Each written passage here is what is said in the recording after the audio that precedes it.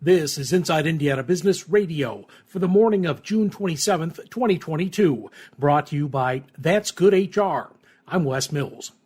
Purdue University President Mitch Daniels is not completely ruling out the idea to get back into politics once he completes his time at Purdue. Daniels announced 2 weeks ago that he'll step down in January. Daniels served as Indiana governor from 2005 to 2013 and became Purdue president in January 2013. Daniels appeared on Inside Indiana Business with Gary Dick. But politics could be in that mix of things that are next for Mitch Daniels? I wouldn't rule it out, Gary, but I assure you it's not the first, second, or third thing on my mind. And I've enjoyed, of course, the chance to serve in different capacities in the past. I was never obsessed with public office, and I'm not now. Apparently, a lot of people are thinking about these things and talking about them, but I'm not one of those people. And I literally haven't given it a thought. I won't be giving that a thought for quite a long time. Talking of his accomplishments, Daniels is proud of the heightened academic profile of the school. And we've grown the student body by a third or more.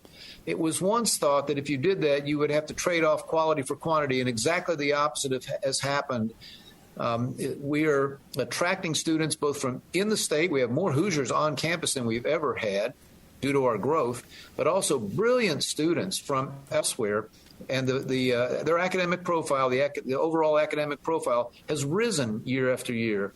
A great assignment for us all is to capture more and more of this talent and keep them here in Indiana in a brain gain fashion.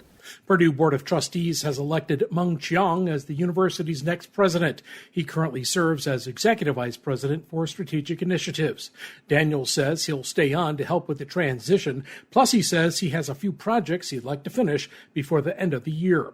Plymouth-based Simba Chain Incorporated has launched a new marketplace for non-fungible tokens, or NFTs.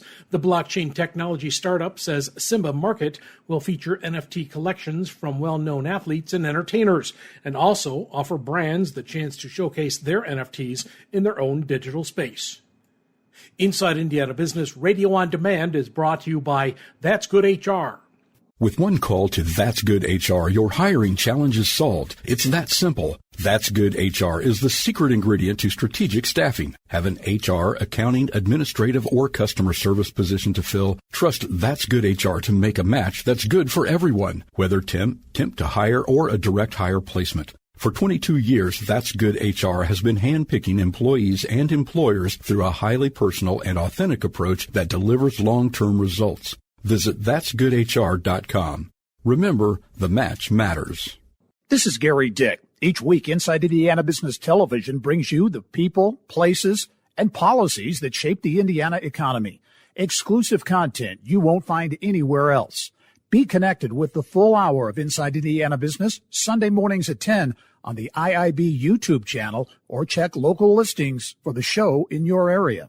Indiana University Kokomo has named Mark Canada as the next chancellor. His appointment is effective August 15th and is subject to formal approval by the IU Board of Trustees at its August meeting. Canada has been IU Kokomo's deputy chancellor since July 2021 and executive vice chancellor for academic affairs since 2015.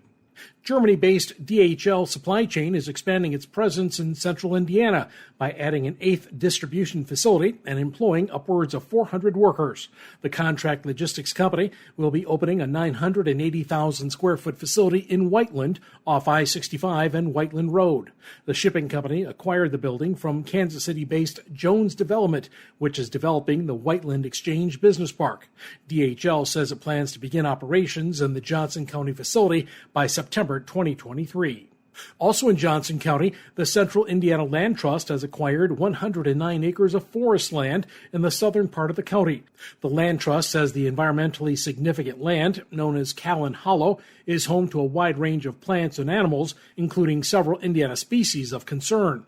The land is part of an area known as Hills of Gold, which includes the Laura Hare Preserve at Blossom Hollow and Bentley Woods at Glacier's End.